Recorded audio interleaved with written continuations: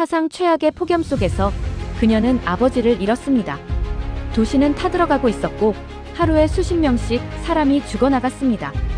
분노한 시민들은 광장을 채웠고 수천 명이 런던 시청 앞에 몰려들었죠. 그제야 정부가 움직였지만 이미 늦었습니다. BBC, CNN, 알자지라까지 영국을 향해 이렇게 말했습니다. 제3세계 수준의 대응. 탈선한 선진국. 그녀는 결심합니다. 이 죽음의 숫자를 끝내겠다고. 그리고 한국행 비행기에 올라타는데요. 과연 한국은 어떻게 여름을 통제한 걸까요? 그녀가 찾은 해답. 여기서 잠깐 여러분의 구독과 좋아요는 영상 제작에 큰 힘이 됩니다. 시작하겠습니다. 장례를 치른 지 며칠 뒤 런던 시내는 전시 상태처럼 변해 있었어요.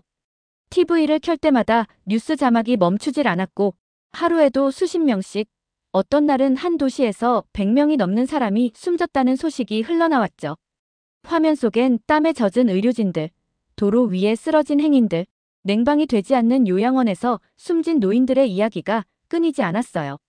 기상청의 이름은 연일 뉴스에 등장했죠. 사전 경보 실패. 잘못된 예보가 수백 명의 죽음으로 이어져 40도를 넘을 수 있다는 경고, 내부 문건에만 존재. 분노한 시민들은 외쳤어요. 예보 하나 제대로 못해서 이 지경이 된 거야. 정부는 대체 뭘 한 거야? 이건 재난인데도 아무 준비가 없었잖아. 급기야 런던 시청 앞 광장엔 수천 명이 몰렸어요. 피켓이 숲처럼 들어올려졌고 구호가 쏟아졌죠. 폭염도 재난이다. 에너지 불평등이 살인을 부른다. 예보 실패는 행정 폭력이다. 한 여성은 마이크를 들고 울부짖듯 말했어요.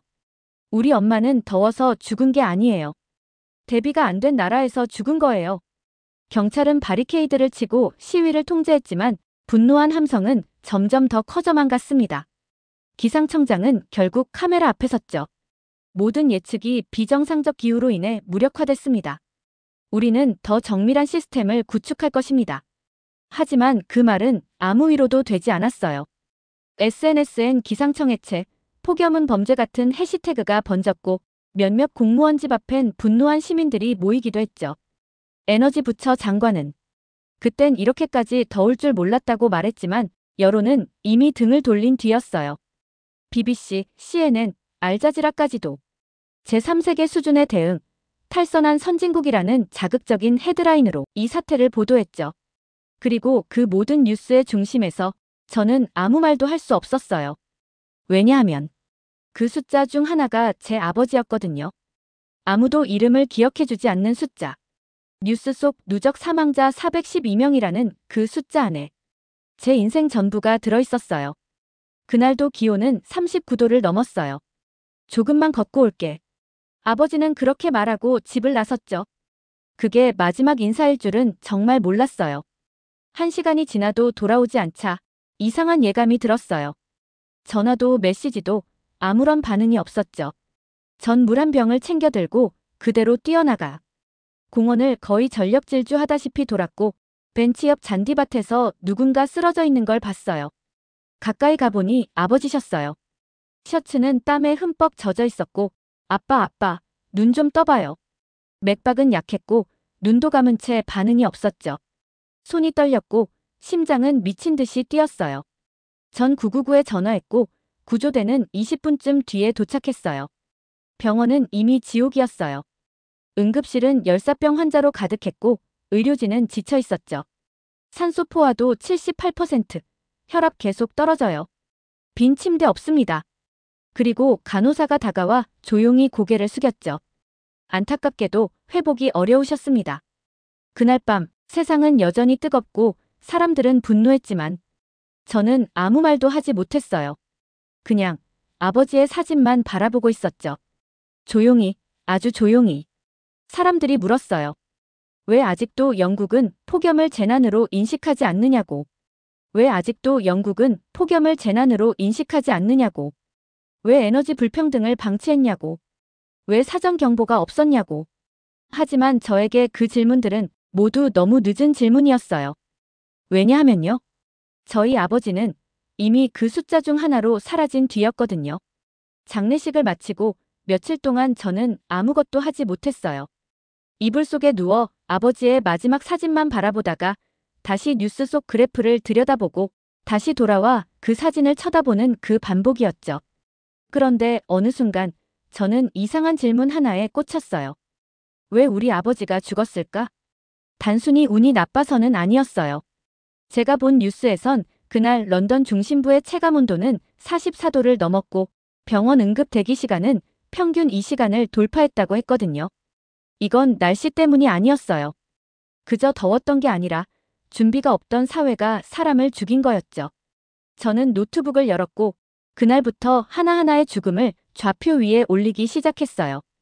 기온, 사망시간, 위치, 연령대, 사회적 배경 전날 뉴스에 잠깐 지나간 표 하나를 캡처해서 붙이고 SNS에 올라온 실시간 제보를 모아 엑셀에 하나하나 기록했죠. 얼마 안 가서 놀라운 패턴이 보였어요. 사망자의 80% 이상이 단독주택, 냉방시설 미비, 노인, 저소득층이었어요. 에너지 불평등이 사람을 죽이는구나. 그게 제가 내린 결론이었어요. 그 다음으로 한 건 기상청의 과거 예보 분석이었어요. 그들은 10일 전부터 35도를 넘을 수 있다고 말했지만 40도를 넘을 것이란 말은 공식 브리핑에선 단 한 번도 나오지 않았어요. 단지 내부 문건에만 존재했죠. 즉, 위험을 알고도 공식화하지 않은 거예요. 왜요? 저는 의심했어요. 혹시 시장 혼란을 막으려고? 경기 위축을 우려해서? 분노가 끌어올랐죠. 우리는 날씨를 맞히지 못해서 죽은 게 아니라 맞췄음에도 말하지 않아서 죽은 거잖아. 그날 밤 저는 결심했어요. 이대로 있으면 또 누군가가 죽을 거야. 그건 안 돼. 과학자로서, 딸로서 저는 그저 감정만 쌓아둘 수 없었어요. 저는 자리에 앉아 아버지의 이름을 적은 다음 그 아래 이렇게 썼어요. 데이비드 노튼, 체감온도 44도 사망. 실내온도 39.8도. 냉방기 없음. 구조 도착까지 22분. 의료 대응 지연. 사망 확인 오후 6시 12분. 그 아래엔 한 줄을 더 썼죠. 이 숫자, 내가 끝내겠다. 다음 날 저는 옷을 차려입고 UCL 기후데이터 센터로 향했어요. 평소엔 눈에 들어오지 않던 풍경들이 그날따라 낯설게 보였어요. 지하철은 평소보다 훨씬 더 붐볐고 사람들은 땀에 젖은 채 서로 짜증을 냈어요. 누군가는 휴대용 선풍기를 흔들고 있었고 누군가는 얼음을 들고 탔어요. 그리고 저는 생각했죠. 기후 데이터는 사람을 살릴 수도 죽일 수도 있어. UCL 건물에 도착하자마자 저는 제 지도 교수인 마르코 박사를 찾아갔어요. 교수님, 지금은 연구할 때가 아니에요. 데이터를 꺼내야 해요. 제가 시민들과 공유할게요. 누가 위험한지, 어디서 죽는지, 왜 예보가 어긋나는지. 그걸 모르면 또 죽어요. 그분은 처음엔 놀란 눈치였지만 이내 천천히 고개를 끄덕였어요. 그럼 데이터를 내줄 테니 너는 이 사태를 해석해. 그날 밤 저는 제 방 창문을 열고 처음으로 사람들이 알아야 할 것을 정리해서 블로그에 올렸어요. 폭염 지도를 공유했고 시스템 문제를 다뤘고 아버지 이야기도 적었어요. 글의 끝에는 이렇게 썼어요. 기후가 이상해진 게 죄가 아니에요. 그런데 시스템이 무너진 건 사람의 책임이에요. 그리고 그 글이 전 세계 100만 명에게 퍼져나가게 될 줄은 그땐 몰랐어요. 48시간 만에 제 글은 BBC와 가디언의 헤드라인에 등장했어요. UCL 과학자, 폭염 사망자 지도 공개 정보보다 먼저 경고했다. 딸의 이름으로 만든 데이터, 영국 사회를 뒤흔들다. 댓글 수천 개가 달렸고 전 세계 20개국 언론이 제게 연락해왔어요. 한국, 독일, 일본, 케냐, 브라질까지. 사람들이 저를 영웅처럼 보려 했지만 저는 그냥 데이터 과학자였어요. 그저 아버지 한 사람을 잃은 딸일 뿐이었죠. 그런데 가장 이상한 건 댓글 중 하나였어요. 왜 당신 나라에선 이게 불가능하죠? 한국에선 그걸 이미 했는데요. 한국. 그 두 글자가 수천 개 댓글 중 제 눈에 딱 박혔어요. 마치 누가 제 귀에 속삭이듯 거기로 가봐라고 말하는 것처럼요. 궁금했어요. 왜 어떤 도시는 사람을 지켜내고 어떤 도시는 숫자만 남기는 걸까? 그건 기술 때문도 돈 때문도 아니었어요. 의지의 차이, 그리고 선택의 문제였죠. 저는 그날 밤 항공권을 검색했어요. 서울행, 편도. 아버지를 살릴 수는 없지만 다른 누군가를 막을 수 있을지도 모르니까요. 그날 아침 히드로 공항에 들어서는 순간이었어요. 자동문이 스르륵 열리자마자 제 몸을 덮친 건 바람도 아니고 공기도 아니었어요. 그건 그냥 벽처럼 무겁고 눅진한 더위였죠. 실내 온도 섭씨 41.2도. 피부에 들러붙고 뼛속까지 파고드는 열기. 위를 보니 형광등조차 땀을 흘리는 것처럼 보였어요. 공기에는 희미한 소독약 냄새랑 사람들의 지친 숨결이 뒤섞여 있었고요. 공항 안은 말 그대로 난장판이었어요. 구겨진 정장을 입은 비즈니스맨이 신발을 벗고 차가운 바닥에 드러누워 있었고요. 엄마는 접은 브로셔로 아기를 부채질하고 있었는데 본인 이마에도 땀이 줄줄 흐르고 있었어요. 그 옆에 노인은 멍하니 앞만 바라보며 미지근한 물병을 꼭 쥐고 있었고요. 마치 마지막 희망이라도 되는 것처럼요. 디지털 안내판에서는 빨간 글씨가 계속 깜빡였어요. 고온 경보장시간 노출 시 건강에 해로울 수 있음. 그곳은 더 이상 공항이 아니었어요. 마치 응급환자 분류소 같았죠. 저는 그 자리에 멍하니 서 있었어요. 차가워서가 아니라 믿기지 않아서요. 저는 데이터 과학자입니다. 기후변화와 위험 요소를 예측하고 도시들이 미리 준비할 수 있도록 돕는 게 제 일이에요. 하지만 지금 제 도시 런던은 무너지고 있었어요. 열기로 선로가 휘어져서 기차는 멈췄고 구급차는 계속 부족했고 집 근처 병원은 과밀 상태 경보를 발령했어요. 그리고 저는 아무것도 할 수 없었어요.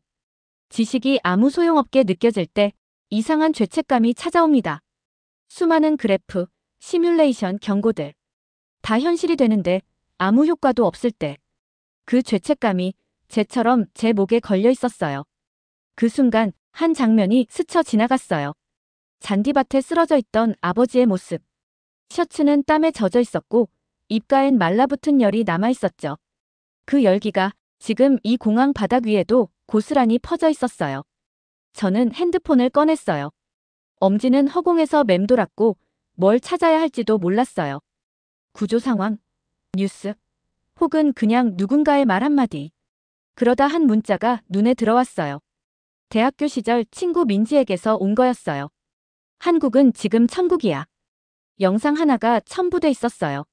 넓은 가로수길을 걷는 사람들, 킥보드를 타는 아이들, 밝은 파라솔 아래 웃으며 대화하는 사람들. 열사병도 혼란도 사이렌도 없었어요. 그냥 삶이 있었어요. 그 영상을 2번, 3번 반복해서 봤어요. 그리고 마음속에서 무언가 툭 하고 끊어졌어요. 하지만 사실 며칠 전부터 저는 그 나라 이름을 마음속에 품고 있었어요.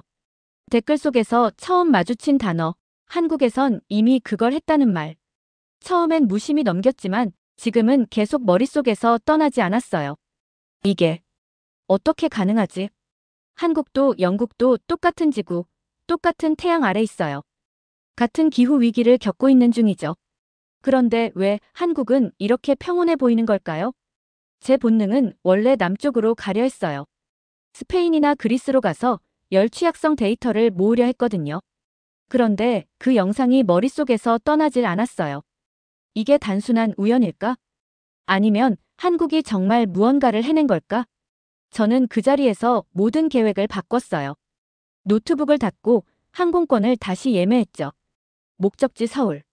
그냥 떠나는 게 아니었어요. 확인하러 가는 거였어요. 우리가 왜 실패했고 어떤 도시는 왜 살아남았는지. 그리고 그 차이가 정말 가능한 건지.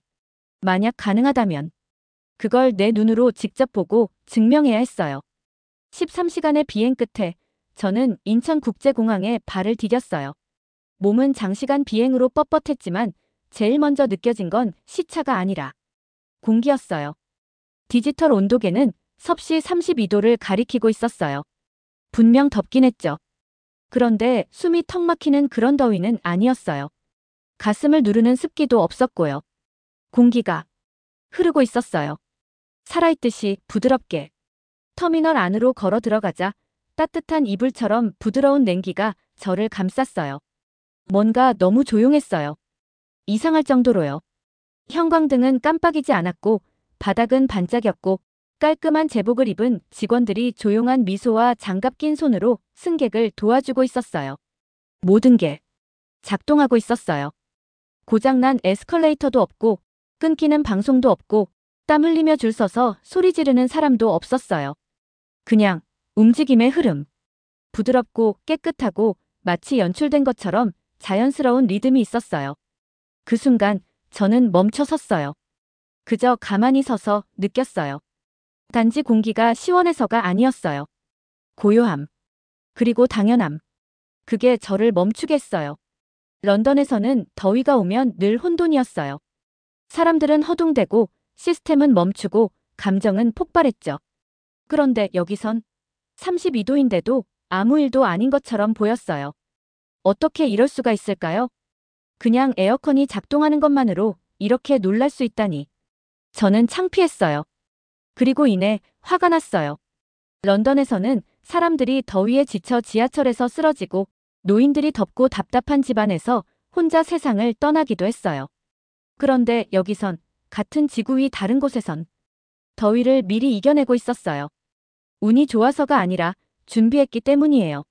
저는 가방에서 핸드헬드 카메라를 꺼냈어요. 전원을 켜고 조용히 촬영을 시작했어요. 천장에서 조용히 돌아가는 송풍구, 질서 있게 줄 서 있는 입국장, 차가운 생수를 바로 뽑을 수 있는 자판기. 심지어 택시 승강장에도 기다리는 승객을 위한 분사형 선풍기가 있었어요. 그리고 저는 전철을 타고 서울역으로 향했어요. 열차 안은 냉장고처럼 시원했어요. 가죽 좌석, 반짝이는 바닥, 세 가지 언어로 나오는 노선도. 부드러운 한국어와 영어 안내방송이 흘러나왔어요. 탈수 예방을 위해 수분을 충분히 섭취하세요. 옆자리에 앉은 남자분께 조심스럽게 물어봤어요. 여기 에어컨, 항상 이렇게 잘 나오나요? 그분은 블레이저를 정리하며 웃으셨어요. 그럼요. 항상 그래요. 런던에선 에어컨이 사치예요. 쇼핑몰이나 일부 고급 사무실에만 있고 대중교통에는 창문만 열려도 감사한 일이에요. 더위는 참는 것이지 예방하는 게 아니었어요. 하지만 여기선 달랐어요. 이건 편안함이 아니라 기본이었어요. 부자라서가 아니라 마음을 그렇게 먹었기 때문이에요. 공공의 안전을 특권이 아니라 권리로 본 거예요. 이건 호화가 아니에요. 존중이에요. 사람의 삶에 대한 존중. 공공공간에 대한 존중. 그리고 뜨거워지는 세상 속에서 시원하게 살아갈 수 있다는 존엄함에 대한 존중. 서울역에 도착한 뒤 택시로 숙소까지 이동했어요. 그제야 창밖을 바라볼 여유가 생겼죠.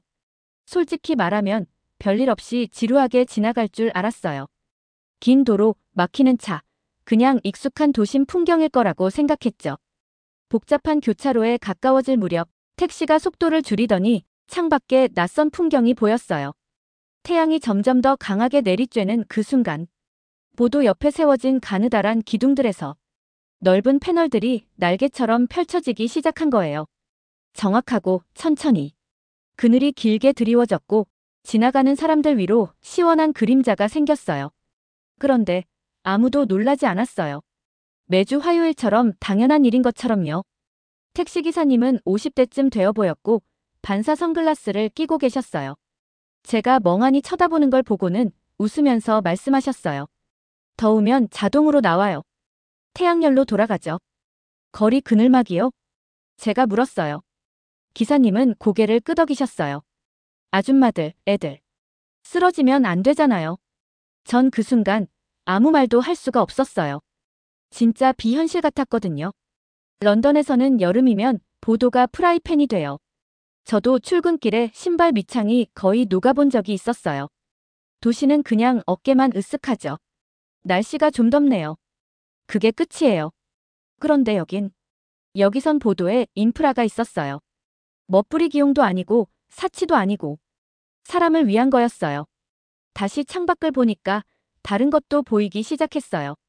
버스 정류장마다 설치된 분사형 선풍기, 반듯하게 심어진 나무들, 어떤 구역엔 무료 생수 자판기도 있었어요. 이건 단순히 기술이 발전한 게 아니라 배려였어요. 저는 약간 부끄러워졌어요. 도시라는 개념을 제가 너무 좁게 생각해왔던 것 같았거든요.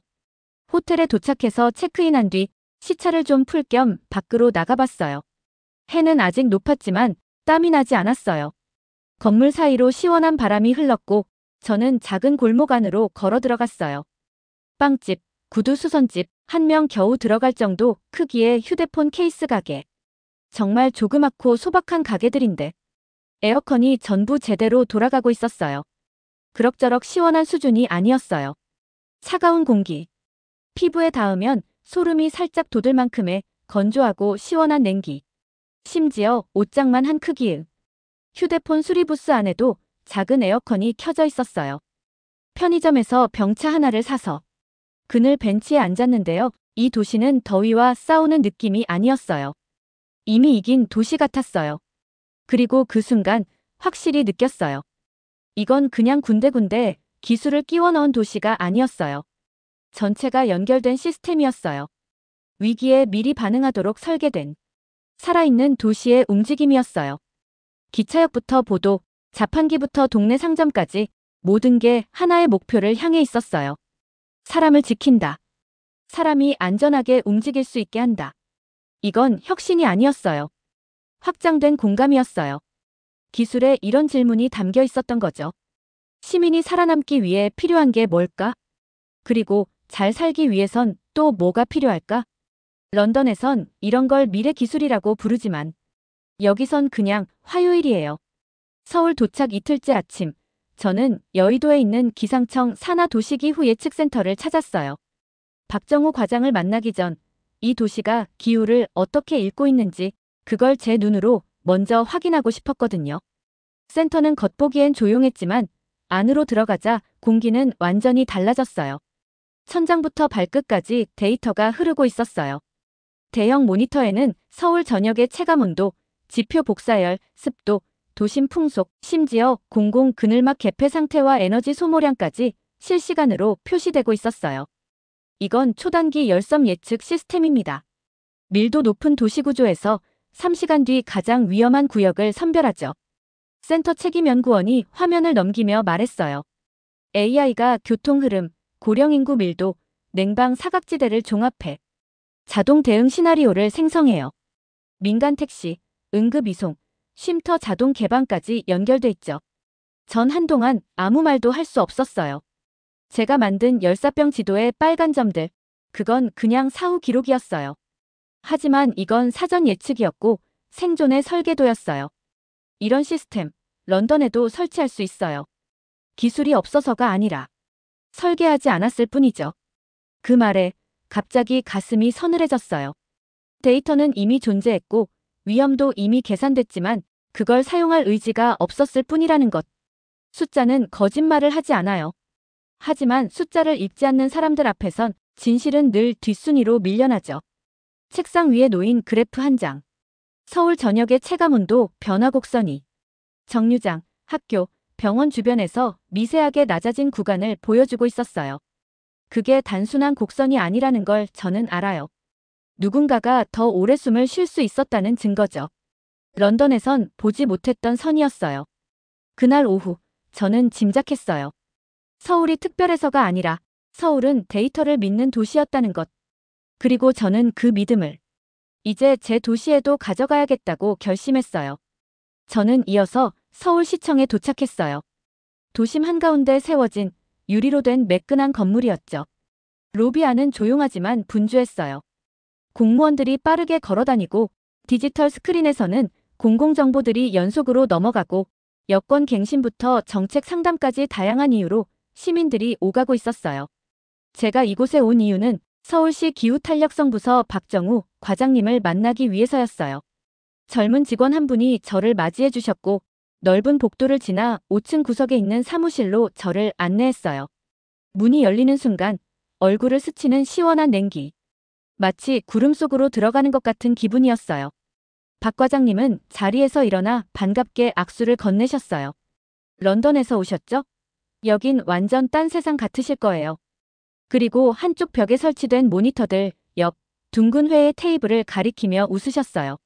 솔직히 저는요, 딱딱한 차트, 정장 입은 사람들, 그리고 현실감 없는 이야기들을 예상하고 있었어요. 뻔한 보고서, 미래 계획 같은 것들이 줄줄이 나올 줄 알았죠. 그런데 아니었어요. 전혀 달랐어요. 박 과장님의 목소리는 조용했지만 안에 담긴 에너지는 강했어요. 뭔가를 팔려는 느낌도 없고 보여주기 위한 말도 아니었어요. 그냥 진심이었어요. 고통을 본 사람이었고, 그걸 분석한 사람이었고, 그리고 그걸 막기로 결심한 사람이었어요. 그분의 말에는 신념이 있었어요. 마치 서울이라는 도시 전체가 본인의 책임이라는 듯한 말투였어요. 그리고 어쩌면 정말 그럴지도 모르죠. 그는 모니터를 켜고 설명을 시작했어요. 서울 전역의 실시간 폭염 취약 데이터입니다. 지역별로 나눠서 위험 단계에 도달하면 바로 대응이 들어가요. 지도를 클릭할 때마다 부드러운 파란색으로 표시된 쿨존이 1200개 넘게 떴고요. 다른 화면에는 도로를 식히는 살수차의 이동 경로가 실시간으로 표시되고 있었어요.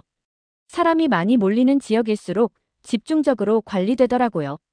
그러더니 코팅된 전단지를 한 장 건네주셨어요. 체육관, 도서관, 주민센터 같은 곳에 마련된 무더위 쉼터 위치가 담겨 있었죠. 폭염 경보가 뜨면요. 이곳들은 전부 개방돼요. 어르신들이 이동 어려우시면 차량으로 모시러 갑니다. 저는 직접 가보고 싶다고 말씀드렸어요. 그러자 과장님은 직접 저를 근처 도서관으로 안내해 주셨어요. 2층, 어린이 열람실 옆 공간. 무더위 쉼터라는 팻말이 붙은 조용한 방이 있었어요. 안에 들어가 보니 어르신들이 신문을 보며 보리차를 마시고 계셨고 간호사가 혈압을 체크하고 있었어요. 자원봉사자는 손 선풍기를 나눠주고 있었고요. 너무나 평온하고 체계적인 풍경이었어요. 런던에서는 더위가 그저 참아야 하는 불편함 정도로 여겨져요. 다들 투덜거리면서 넘기죠. 하지만 서울에선요, 더위는 공공보건 위기로 인식되고 있었어요. 1994년 수많은 어르신들이 집에서 폭염으로 돌아가신 그 여름 이후 한국 정부는 결정을 내렸어요. 다음 참사를 기다리지 않겠다. 먼저 움직이겠다. 여기서 냉방은 사치가 아니에요. 깨끗한 물처럼, 포장된 도로처럼 당연히 있어야 하는 기본 서비스예요.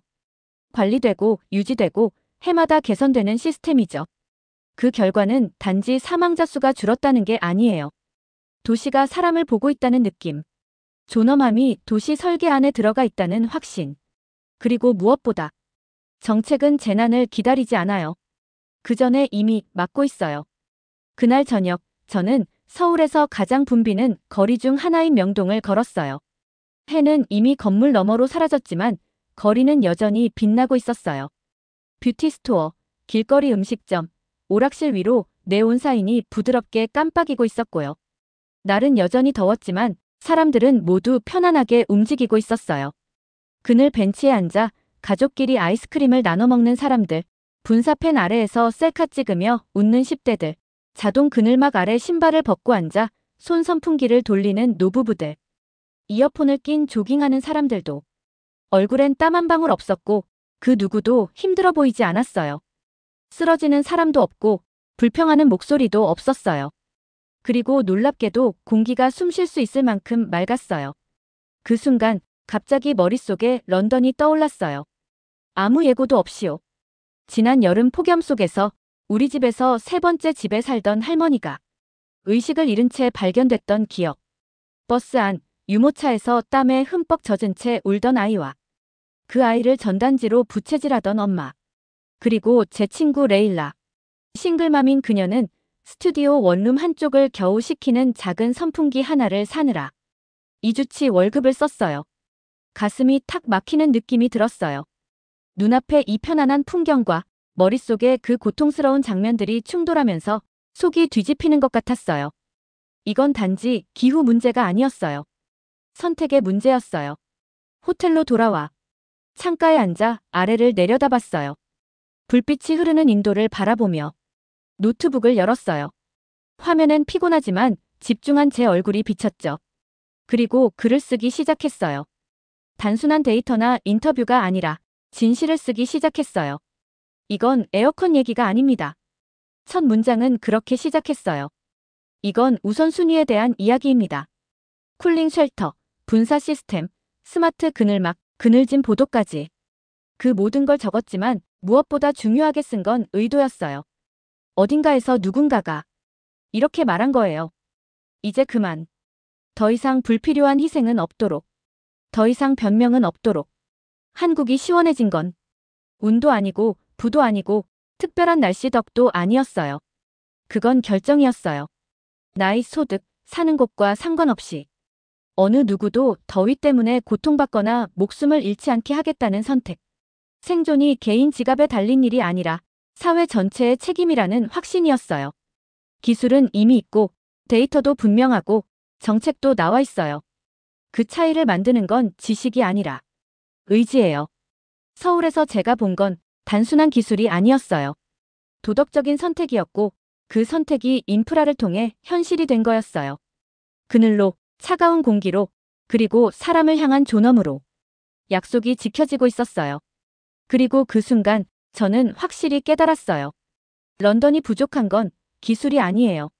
부족한 건 결단이에요. 그날 아침, 서울에서의 마지막 날이었어요. 저는 한강으로 향했죠. 아침 8시가 막 넘었는데도 강변은 이미 활기찼어요. 형광조끼를 입은 자전거 라이더들이 싱싱 지나가고 조깅하는 사람들은 일정한 리듬으로 달리고 있었어요. 아이 손을 잡은 부모들은 오리떼를 가리키며 웃고 있었고요. 저는 산책로 옆 하얀 그늘막 아래 자리를 잡고 카메라를 설치했어요. 은색 아치형 구조물이 예술작품처럼 서 있었고 그 아래엔 피크닉 매트와 벤치들이 넓은 그림자 속에 놓여 있었죠. 바로 앞에선 아이들이 비눗방울을 쫓으며 깔깔거렸어요.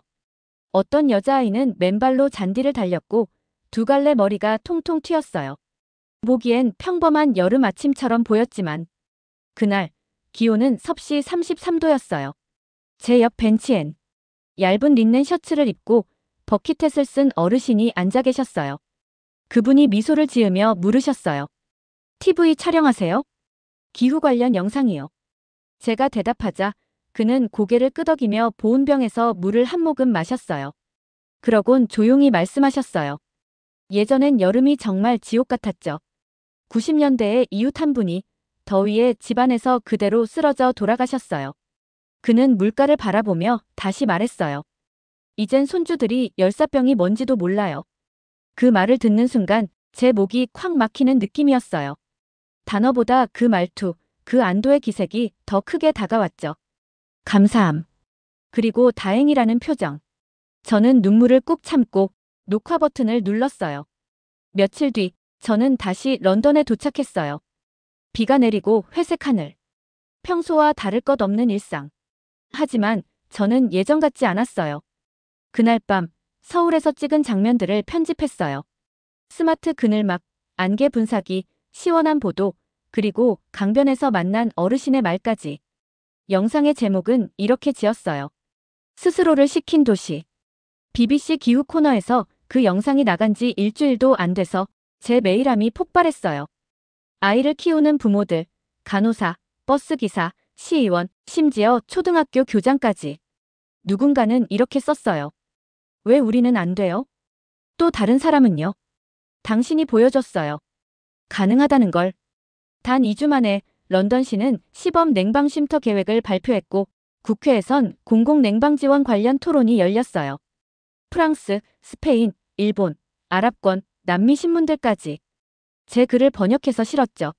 서울은 더위를 없앤 게 아니에요. 문제를 다시 정의한 거예요. 남들은 어쩔 수 없는 고통이라 여긴 걸 서울은 계산 가능한 문제로 본 거예요. 그리고 완벽하진 않았지만 그 답을 공공의 방식으로 내놓았죠. 그늘은 무료였고 물도 무료였고 시원함은 계획된 것이었어요. 저는 그제서야 깨달았어요. 진짜 진보란 돈이나 기술이 아니라 사람을 위해 설계할 의지에서 시작된다는 걸요. 서울은 단지 공기를 식힌 게 아니었어요. 룰을 다시 쓴 거였어요. 그리고 그 변화는 데이터를 넘어서 희망이라는 이름으로 바다를 건넜어요. 도시는 무력하지 않다는 것, 변화는 가능하다는 것, 그리고 살아남는 것조차도 아름다울 수 있다는 것. 이 영상이 마음에 드셨다면 좋아요와 구독, 그리고 알림 설정 부탁드릴게요. 다음 이야기에서도 다시 만나요.